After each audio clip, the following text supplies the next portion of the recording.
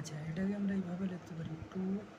আর এটা হয়ে যাবে এক্স টু দি পাওয়ার কত না 3/4। এই খাঁজের ভিতরে লেখা থাকলে এটা 1/, আকারে চলে আসে, তাহলে 3/4 ডিএক্স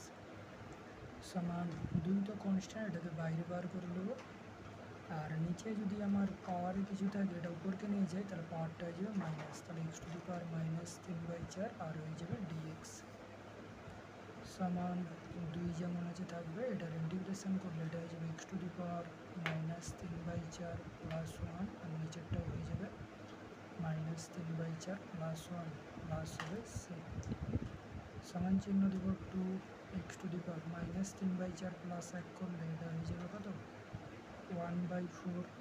আর নিচেরটা হয়ে যাবে 1/4 যুক্ত সি। নিচে যদি ভগ্নাংশ থাকে তার হরটা উপরকে পালিয়ে যায়, তাহলে 2 4 হয়ে যাবে 8 এক্স টু দি পাওয়ার 1/4 যুক্ত